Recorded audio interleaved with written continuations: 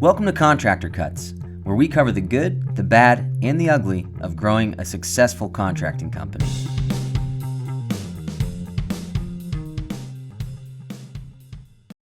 Welcome back to Contractor Cuts. My name is Clark Turner. I'm Jared Flo. Thank you for joining us again. So this is part 2 of our annual planning of how to be looking and planning ahead. What should we be looking at for today, and how do we plan the next 12 months going forward? Yeah. Last week we kind of covered the importance of having a plan, how to build a plan, or really kind of how to assess your first 12 months. And if you go back to episode 60 and 61, you can see our blueprinting, 2 episodes about blueprinting your company. That's more foundational.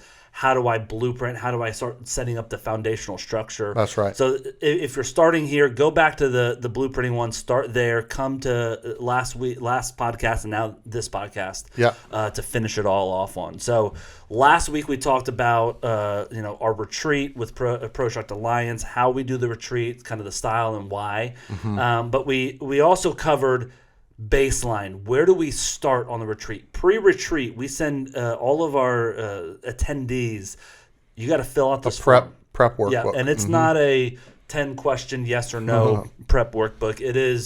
It's going to take me 2 to 3 hours to really dive into my company. I think last year's was somewhere around 50 questions. It's pretty substantial. Yeah, and we use a lot of that to look at it before you come, to kind of go through and start game planning without you, and then when we sit down with you, we understand what's going on. Yeah. And a lot of it you're going to use on the retreat to sit down and say, okay, so that's the truth. I answered these questions, and all of this equals up to, oh wow, I'm definitely missing doing this. Yeah. I've got this thing missing. I need to do this better next year. Well, and that's the big piece of it. Yeah. It's like it's really easy when you're running the company and you're the boss, and all the stuff, like, to kind of dupe yourself. Yeah. You're believe in your own hype, or not in a prideful way, but it's just you're just running and gunning and going, and you think you're doing everything well. Yep. But being able to take a real look and, like, how am I really doing? So that's why there's a lot of questions, because it will help you get insight into, like, okay, so let me be real honest with this. And that, literally at the top it says, as honest as you're willing to be is how much growth you can possibly get. Yep. Right? Like, be as honest with these questions, assess yourself, assess your company. Yep. This is going to help you grow. If we don't know going into your retreat how you make a mess over the last 12 months, how can we plan to avoid making a mess over the next 12 months, right? And so the more open you are about what didn't work and what worked really well, the better we can game plan. Okay, well, then these things need to change, and these other things, let's double down on, because you're doing great on those, and those are bringing in a lot of money, or that's really a good way to grow. And so we like to know, 80% of the retreat is prep work, is looking and knowing. And when we get to the retreat, it is game planning, growth, what's going on, how's that happening, and where do we move forward. So that's what we're talking about this week, is what's going on proactively to forecast and adjust it, and how that works. That's right. And also what happens after the retreat. After you take this time to do this, how do I ensure that in 12 months from now, I'm not looking back saying, well, another year wasted. Yeah. So, yeah. If that sounds familiar, which we've done many years, that we would have an idea of, this is what we're going to do, this is where we're going to go. We've got 2 project managers, so by the end of the year we're probably going to be, let's hire another 3, so we'll have 5 by the end of the year, and we'll be in these different divisions or whatever. And then all of a sudden we hire 2 more people and 3 people quit. Yep. And we're down to 1 PM. Yep. So going along with that happens. That's a part of how this works. So you've taken the time to assess, build a blueprint, calibrate the things that weren't working well that you need to adjust and change, implemented new processes. We're going to start doing things this way. And you've started to create, okay, by the end of the year, I want to be here. Yeah. Right. So you've got your plan, but that's not where the adjusting and calibrating stops. Yeah. Right. The first thing you got to do is you've got to, now that I've got a plan, I need to break those into bite-sized pieces so that I can prep for it. An example of that, if in my plan I'm going to hire my first next hire in April, March, whatever it is, then I need to have that targeted out there. That's when I'm going to do that. So I'm going to back that back up. what do I need to do to prep for that thing? Yep. Right? I've got to have my systems and processes in place, my hiring, my HR stuff. I need to have some cash set aside. So that's now that I know 12 months from now, this is what I want the company to look like. Now I need to start plotting that into bite-sized pieces of what do I need to be doing to be continually marching down the road. And let me say one more thing as we're going into this. You might be sitting in your car yelling at your radio saying, but what do I need to, like, what's 12 months look like, right? Yeah. Like, what is my goal? Like, what are the goals that are attainable? What should I be setting? Because a lot of guys show up to asking that question. I want to sell my company by the end of the year. Yes. Well, either too large, not large enough, whatever it is, and knowing, okay, I understand, guys, I get it. I need to set goals of what 12-month success looks like. But you're frustrated because it's like, I set that every year and I never attain it. I don't know what that looks like and what that means. That's what we're here for. Yeah. And so that when you come on the retreat, I remember last year we had a alliance partner. It was his first year coming with us. Yeah. And we sat. I remember both of us sat down with him one-on-one because we do these one-on-one sessions while we're there. And we were like, okay, show me your plan. And he was like, well, this, and this, and this. And it was kind of some small bites. Right. And we were like, so, okay, are you going to make a hire at any time? Because it was a one-man show. And he was like, well, maybe next year I'll He showed hire. us on his paper. He actually said, do not hire. Yeah, and he was like, next year. And so we literally said, okay, why don't you want to hire? Well, it's just a lot of responsibility. Yeah. Okay, that's great. Is your goal to hire in the future? Yes. So how quickly can we hire to where it's a smart decision? Yeah. And so we start breaking down his plan and said, look, you have this, and this in place. You've got this in place. You are very organized here. You've got more clients than you can handle. If you work 7 days a week and you still have clients waiting for you, that's a spot that you can make the next hire. There's 3 things you got to do before doing that. So we're sitting in January. By March, if you get to this spot, I think we can check the box and in April start making a hire. That's right. Right. Yeah. And so we laid it out and said, no, we need bigger goals than that. You know, you're shooting for the very low ring on success ladder. Let's go up some to where you can be because these things are in place. You should feel good to make a hire, right? And so, well, and on the other side of that, yeah, we had another guy that when he put in his projection of I'm going to do this amount of revenue this year, we were like, I don't know How'd you get that's there? How'd you come up with that number? And he's like, well, that's really, I mean, I think I know I can double what I did last year, and I think I can do more than that. And we said, okay, well, let's break that down. And so we took a calendar of 12 months and said, how much are you doing per month? When are you making hires? How much is reasonable by each PM that they can execute in revenue by month? And we just did the math and spelled it all the way out. And we got him to a number that was, if all of these things go perfectly, you should be able to hit this number. Yep. And he was like, dang, I didn't even realize that. There's no way I can hit that other number. Yeah. Right? Yeah. And so we pulled him back, the reins back on him. Yeah. And the other guy, we're like, hey, let's stretch a little further. I think you're in a spot that you know. So it was really helpful for them to kind of calibrate that into really something that's attainable and achievable. It's I say this, and we've kind of taken a pause to be able to say this because we can't tell you where you need to be in 12 months on this podcast. Right. Every single person is different. Every single person is customized path of where they need to go. And all we do is give feedback on, hey, we did it that way. That doesn't work. Hey, have you thought about this? We shoot holes in those plans and we help build it. But we can't tell you exactly what your plan is because we need you sitting here with us to be able to do that. And that's why we do these retreats, to get you in person, sit down, and let some people who have been there before give you advice on doing it, how to do it, and what we think would tweak and make it better over the next 12 months. Yeah. So going from there, we lay out, we've got this is where we think 12 months success looks like, right, Jared? So in 12 months, I'm going to have 2 hires here. I'm going to increase my revenue by 75% of what I did more on top of what I did this year. Right. So I'm going from, I don't know, $1 million to 1.75 million by next year. That's my goal. Yeah. And so if that's my goal, Jared, how do I start achieving that? What's my next step now that I've got a 12-month goal? Well, the first thing that I do in that spot is to make sure that we achieve the goal. If I just have the goal out there, but I haven't set mile markers of these are the things that I need to do, and I haven't put them on something tangible. The day-to-day, I mean, a lot of guys go and they spend the time, they do this thing, and they're working to be proactive in their thinking into the future, and then they spend the next 364 days being reactive, right? They just get back into the same daily grind, blah, blah, blah. And they've got nothing that's reminding them, that's tangible to remind them, oh, I need to pause. I need to look back. What did I say I was going to do? Where am I at? So you need to take that 12 months and you need to dissect it into bite-sized pieces. So if you want to hire, what are the things that need to happen to be able to hire?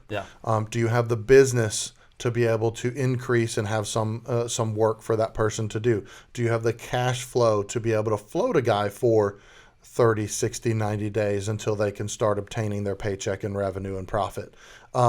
Do you have hiring documents? Do you have all the necessary things to do that? If you don't have workers' comp, do you need to get all of those type of things that you kind of got to dissect?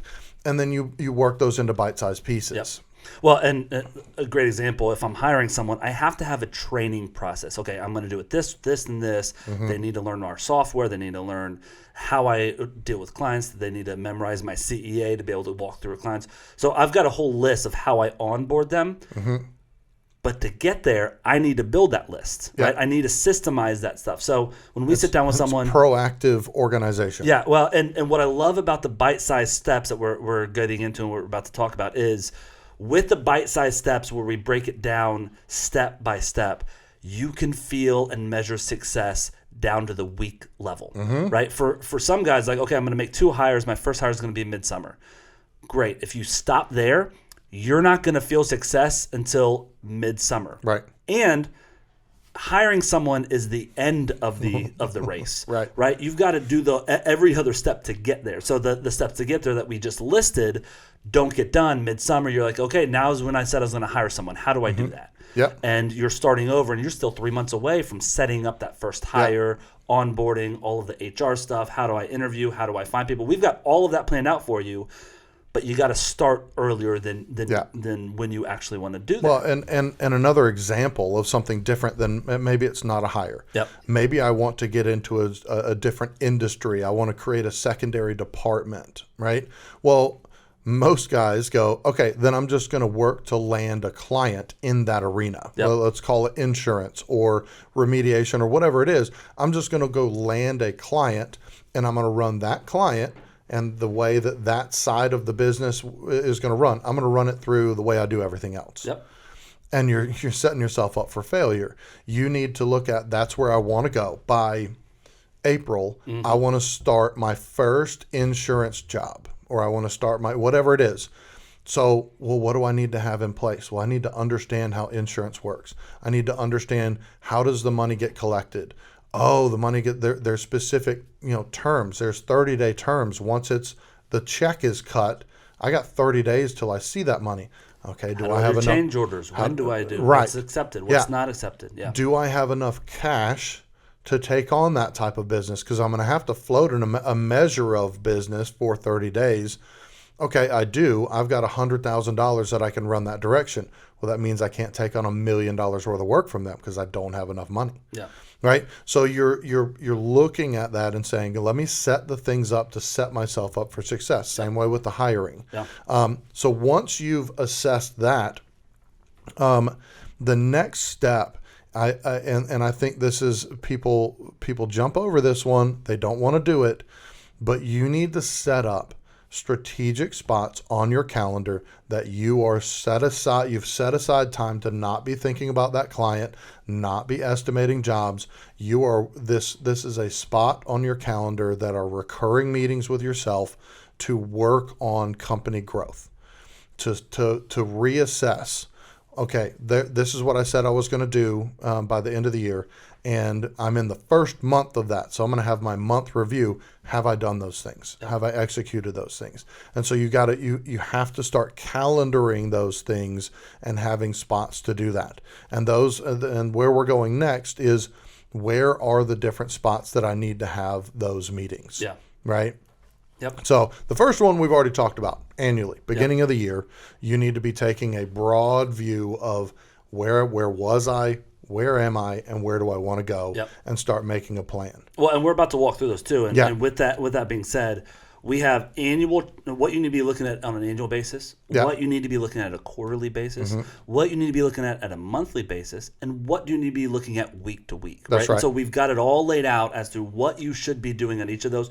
We're going to walk through those next, but also want to let you know, if you want to subscribe to our Google Calendar that has these put on a calendar, send us an email. Go to the contact us at prostruck360.com. We will email you a link that you can subscribe, and that will drop on your calendar for free. You can have all of your time blocks pre-built. Yep. You pick a day, we set it up, and it's a 7 to 8 a.m. time block for you. But all you have to do is subscribe to our calendar, and it gets put on your calendar if you're on Gmail. That's right. Or Google Calendar. And that way, everything we're about to cover is preset for free for you on your calendar, and all you have to do is check into those and do what's in the notes. That's right. So, make it simple versus trying to. It's just one fell swoop. Now you've got those spots. Now the hard part is you just have to adhere to them. Yeah, right? You got to show up. You know, we've said many times before, and this is something that you've said a lot. If you were meeting with the CEO of Home Depot, and you had a 1 hour meeting with them, whether it was in person on a Zoom or whatever, would you be on your phone? Would you be checking emails? Would you show up late? No. You would be at that meeting early. You'd be attentive for the entire time. And, these meetings you need to view as you are meeting with the CEO of your company, and you don't need to be infiltrated by anything else. That's right. You need to protect that. If you have a team of people, those people need to know during this period of time, leave me alone. Yeah. I'm turning my phone off. I'm not answering emails. If you emailed me during this time, you're not getting a response until I'm done. Yep. I'll respond to you, but just know during this time, that's what I'm doing. Monday morning, Clark starts at 8 because I know from 7 to 8 he's working on the company. So 8:01, I'm going to give him a call because I have a question. But that's right. That sort of mentality. Yeah.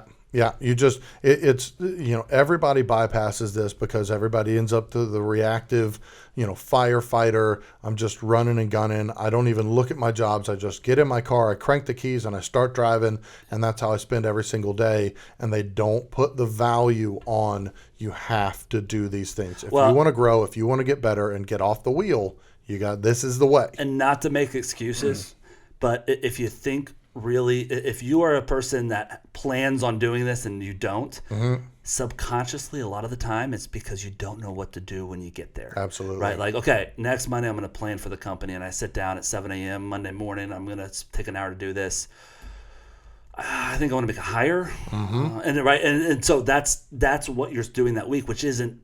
That's not what you're supposed to be doing on a weekly basis. Right. You're not planning out what you want to do. You are executing going up the growth path to say, okay, next I need to be doing this. This week I'm going to take 1 hour and I'm going to really hone in my CEA. Yeah. Next week I'm going to take 1 hour and hone in my subcontract. Right. And so we have built step by step what you should be doing. Just achieve these little bites every single week, every single month. And annually, your company will get that growth. It is unstoppable in terms of if you are organizing and doing the right thing, you will be growing. Yeah. And the times that you don't is because I just didn't get around to it. I had time blocks there, but I didn't do it because you didn't know what to do. And so it's a way. If you feel like it's a waste of time to sit down and do that. That's right. That's right. Well, as we move forward, one of the things that I just want to point out. When you start, when somebody signs up to become, coached as an Alliance member, the onboarding process, we talk about 3 foundations. The place that we start, and that is software / organization, efficiency, processes, finances, and then time blocking, time management. So if you look at those 3 key foundational things, and then you look at this list that we're about to go through, this is incorporating all of those skills. Yeah. That's why at the beginning of bringing somebody on to be coached, you have to be able to be working on those because this is what we're working on a yearly, quarterly, weekly, daily basis. That's right. Right? That's right. So annually, the obvious one that we've been covering, annually we want to be assessing and building our 12-month blueprint. What is the next 12 months going to look like? We use the last 12 months to help build that. We look forward as the 5-year goal to help build that. We start looking at what's achievable and where you're at today. And so that's the annual. That's coming on this retreat or doing your own retreat in January if you don't want to come to ours. That's fine. But going and taking 2 to 3 days to plan out what the next 12 months should look like for my company. Yeah. Well, and one of the things that's really helpful that taking that time away does, it also allows you to educate yourself on the trends that happen in your company that you may not see on when you're in it and running and gunning. You can back up and you can see, what are the revenue trends in my company? You know what? November, December, January, February are always like 50% of normal what I do. Or, you can start looking at you're at a 30,000 foot view and you can see the trends that are happening in the company. Clients are more agitated during this period of time, whatever. And you can start planning and calibrating and changing during that time. But you're also looking at what kind of money do I need? What kind of hires do I need? What departments, new clients, industries, which we've talked about a little bit, but that's the overarching. You're not getting into the minutia of details. You're looking at a 30,000 so that you can start building the plan of what am I going to be doing quarterly? What am I going to be doing monthly? And what am I going to be doing by week? Well, let's dive into that. So quarterly, what we like to talk about with quarterly, when you're sitting down once a quarter to look, what you need to be doing is looking at your progress and reassessing that blueprint. Right. So I've set this goal for the next 12 months and I'm 3 months into it. How's that going? Am I achieving? Do I need to change the dates that I'm doing time blocking? Do I need to actually start doing time blocking? Have I achieved what I was, I said I was going to be hiring in 3 months and I'm ready to hire. So this plan is great. Right. And so quarterly looking at that and assessing that is going to allow you to really start affecting the direction of your path, right? We lay out a path for 12 months, thinking from the knowledge and experience we have, this is what 12-month success looks like. But at 3 months is where I'm saying, hey, is that still the right path? Well, I got a great example for us on that too. In our past, we've kind of used this before as an example, but in our past, we worked with REITs, the real estate investment trust that buy a ton of houses. And on one of our retreats, when it was just Jared and I going on the retreat, we said, listen, these guys are 90% of our business. There's 3-4 main companies that are sending us hundreds of thousands of dollars of work each year, which is great, and we're happy for it. But that's also scary. But it's very scary. Like if 2 of the 4 companies say, hey, we're going to internalize labor on all of our flips we're in big trouble. We're doing, our company goes under, right? And so we looked at that on the annual retreat and said, okay, our goal by the end of this year is that they are at 50% of our business. We don't want to lower what we're doing with them, but we want to keep what we're doing with them and increase up to the same level. Homeowners, one-off jobs, the flow of jobs coming in, that's just naturally one at a time. That's not dependent on these companies. And but I remember us also saying, so by the summer, Yeah. we need to be this at this 75%. We couldn't do every 3 months because turning that ship was a little difficult to like bring on a new client, start taking more business, and shifting that percentage substantially. So we just put it, okay, by the summer we should be at this spot. And so we get there summer, we're looking at, we're almost at 50%. This is great. Let's readjust and try to get them down to 25%, but let's also start asking for more work from them. Because let's grow them slowly. As long as we're growing the other branch and other division quicker, we can still increase with them and take on more work and maximize the revenue that's available to us without being so dependent on them. So we were able to, halfway through the year at the second quarterly check-in, say, hey, let's adjust this a little bit because the plan we had, we're killing it and we're doing great, and let's keep going and adjust a little bit. So that's the quarterly. The quarterly is reassessing the annual and tweaking it. I look at that as you have 3 additional mini retreats every year, right? You're meeting at the beginning of the year doing the 12-month, the big retreat where you're spending a couple of days doing this stuff. And then you have 3 more quarters that you're going to basically have a small retreat with yourself. It should be about a half day or even a full day just to you by yourself or you and your team, management team, go and assess, okay, where are we at? You know, that we said we wanted to be here. Was there something major that happened that's causing it to be the end of the year trajectory that's not possible. We need to readjust that. Right. And with that being said, those 3 retreats that you do by yourself, we'll talk you through them. We'll have conversation before and after them if you're an alliance partner. But those retreats, get out the company credit card and justify a cabin trip with your wife and take that time to actually work on the company. That's great. If you've got a management team, bring them on the retreat. Have 2, 3, 4 of you go and plan together. Do not bring project managers, standard employees, crew leaders, your best friend. Right. Don't bring those people because they have different goals. They have personal goals of growth, which is great, and my job is to nurture those. I don't want their job to be steering our ship. Yeah. Their job is to be steering their personal ship and growing inside of this company. And so we don't bring our project managers on our retreats. We bring our management team only, the people that have financial responsibilities and are affected financially with our growth, right? Yep. Any management level person, if we grow, they're making more money. And so those are the people that have that have the mindset of I'm going to help steer this ship and I know this company intimately to where that's a great idea what you're saying, but did you realize it's going to affect this? Yeah. Right. Those type of support are who you need on these retreats. Well, and you also you don't have to go out to a cabin somewhere. We've done where at noon we know everybody's heading down to the local downtown area, and we're gonna sit down. We're gonna have a great lunch, maybe have a couple of drinks, sit there and talk. But we also we don't just go and now here we are. Yep. On the week previous, there was some strategic thinking. What are we going to be talking about? Yep. We're going to go to lunch, and I want to talk about this with everybody, and then we're going to start looking at these things and making decisions. Even for that retreat, we had one of our management team members lived in a nice apartment complex that had like this rec area or whatever that you could reserve, and so we reserved it for the afternoon. But again, 80% of the work was done pre-retreat, right? We said, hey, you got to do this. I assigned each person, this is what I need from you, this is what I need from you, this is what I need from you. Yeah. And when we get together, I'm going to call on that information from you, or what have you thought through this, and delegated out kind of the different areas that we wanted to discuss. So it was a 3 to 4 hour meeting. It wasn't 2 days long, but it was like, okay, let's dive into your stuff. All right, Jared, you were in charge of doing this. What research did you find? What did you think about this?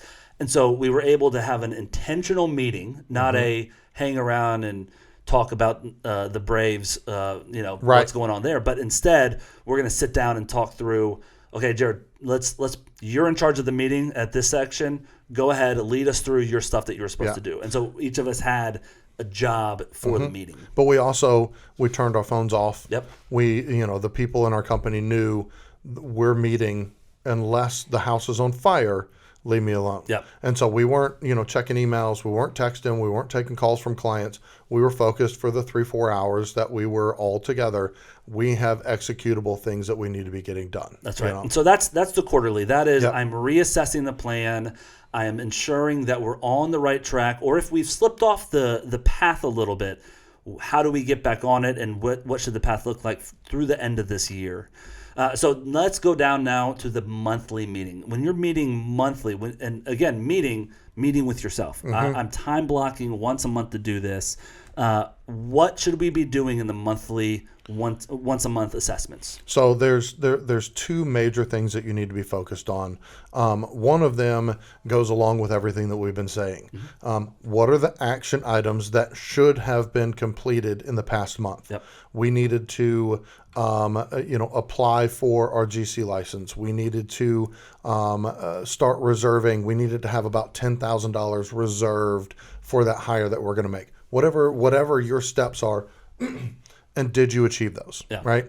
If not, it's okay. Things happen, whatever. Now you need to be looking at next month. Here are my week over week action items that I need to be getting taken care of. By the end of the next month, this is the things that I will have achieved, right?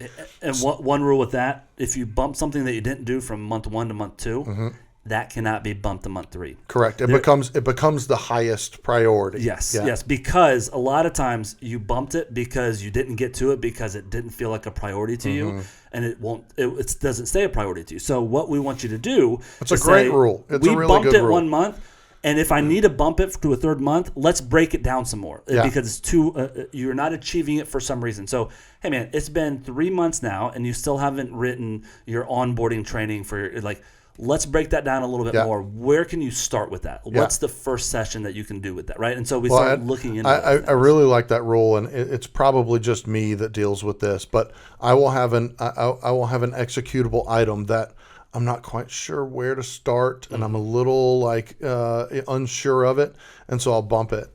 And then I'll bump it. Yeah. And then I'll bump it. And all of a sudden it's literally, because I have a digital task management system that I use, and it will literally have been bumped for month and month and month and month. And I'm like, what? I'm spending this time moving this. I don't delete it.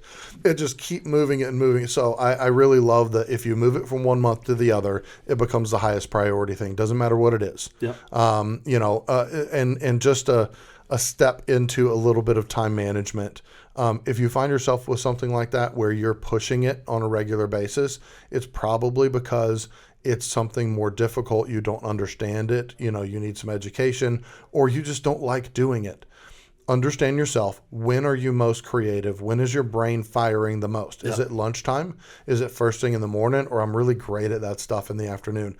Plan it specifically around a time where you are most capable of achieving that task. So that was a small tangent, but I'm a time management nut because I suck at it. Yeah. So the other thing on the monthly level that you need to be doing, and you must do this every month, budget.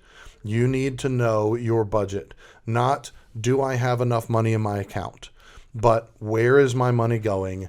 Am I overspending? Am I making profit? But also what a budget is, it's not just a P&L.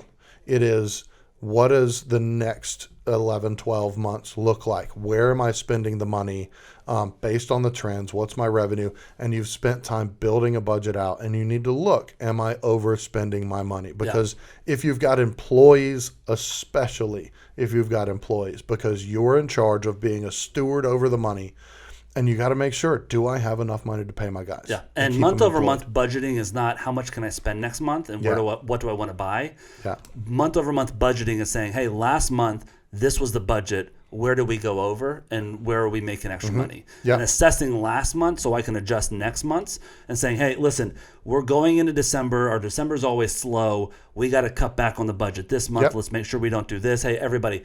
No one gets to use your company card to go out to eat. I know you do it every once in a while, buy pizzas for your crews. We're not doing that this month. Whatever it is, we're going to tighten up the belt to make sure we hit our budget. That's what the monthly budgeting is. It's not like, I should buy shirts and I should buy this. Well, and that's the thing. You know what? I need to churn up some jobs, so I'm going to spend some money on marketing. Yeah. Because I need more jobs. Yeah. Well, can you afford to spend money on marketing? How much can you afford? How much is there money to be spent there? Yeah. And if there's not, are there line items that you spend money on a monthly basis that you can say, you know what, this month I'm going to skip those and I'm going to spend that on marketing. Yep. Right. Yep. So it's to make good decisions in your company, you have to be able to know the finances. Yep. Finances are what drive a good decision. That's right. So you got to review those on a monthly basis. After that, you're week over week. That's you're making your weekly meeting. What you're focused on is, do you have cash flow? Yeah, right? It's in the weeds. It's in the weeds. I'm looking in the weeds as a company. Cash flow, what's coming in, what was supposed to come in, what didn't come in, what's going out, who do we owe, what lines of credit do we have to pay down, when is that going to happen? And it is your weekly number one job. There's more jobs, but the number one job is you're an accountant. Right. You're looking at how much dollars are coming in and how many dollars are going out, and how am I going to manage that? That's right. Even if you're killing it, right? A lot of times you get that way when you're tight and you're paycheck to paycheck. But it's just as important that when you're killing it, I've got more work than I can handle. I got money flowing. This is great. mind your dollars and cents at that time. That is when you start nestling money away, putting it to where you can save it, you can start planning for the future, you can start making a hire very soon.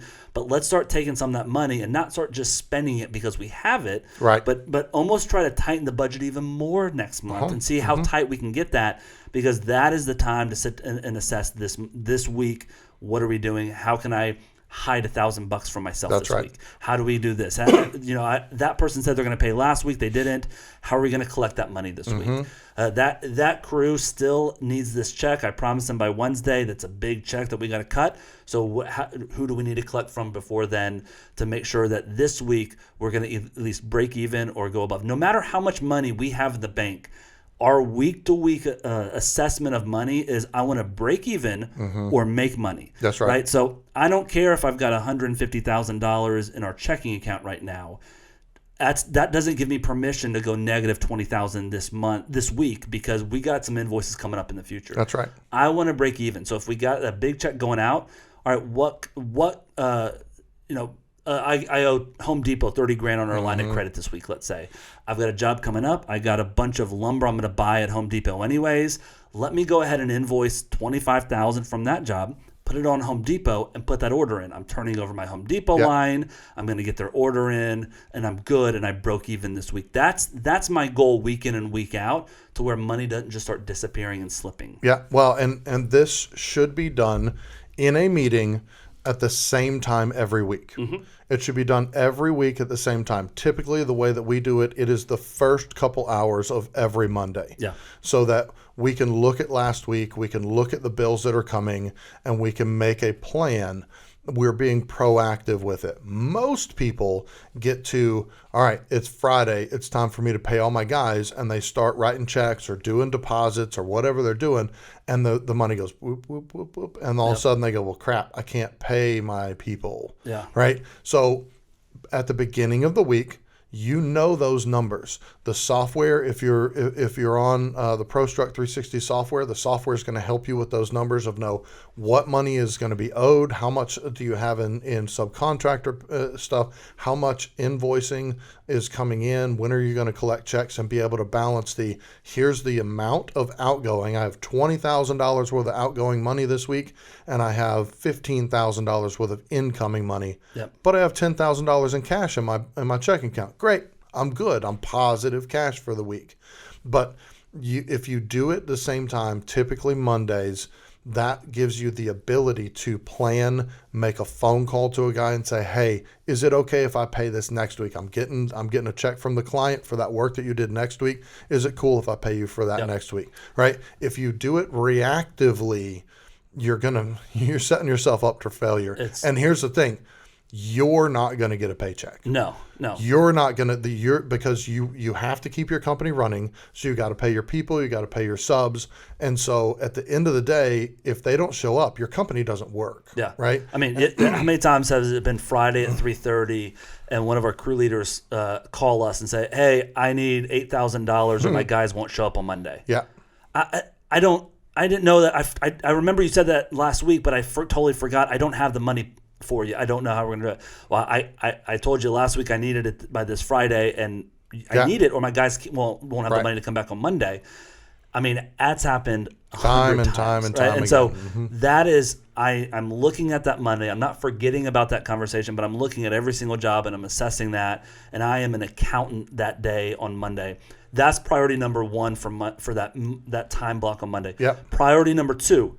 If I've got my whole week planned, check, I'm good. I know the money flow, cash flow. I know what money's coming in, what money's going out. I know all my crews are good. I know what jobs are starting and not.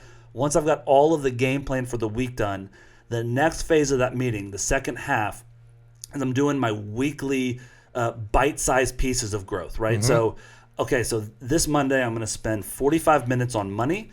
And then I'm going to take another 45 minutes and I'm going to write out and rewrite my client engagement agreement because we've grown and I made a hire and I need to change some stuff in it. So that's my Monday. That's a successful Monday. If I can, I need an hour and a half. So I'm going to get up at 6:30 to 8 and I'm going to do financial planning and then my growth, my weekly growth tasks that I'm Yep. going to be doing. Well, and even for us on this side of the business, where we're not the GC company, but we're in the software and coaching. Yeah. Every Monday morning, we have a standing meeting that our whole team gets together, and we talk about what's important this week, what do we need to be focused on, and each person has a list of action items of like, these are the things that I'm going to achieve this week. And then the next week we roll around, okay, where'd you get on that? Did you get that? Were you able to? Okay, let's put that on this week. Yep. Right. Yep. And so because that's the only way to keep consistent forward progress. And when you have a team of people, it also creates connectivity of people know what the other person's doing and all that stuff. Yeah. So, and getting my thing done, I now realize you're dependent on that. That's right. Jared needs me to get this done, so next week he can take his next task on. So Yeah. it's a team mentality when you've got that.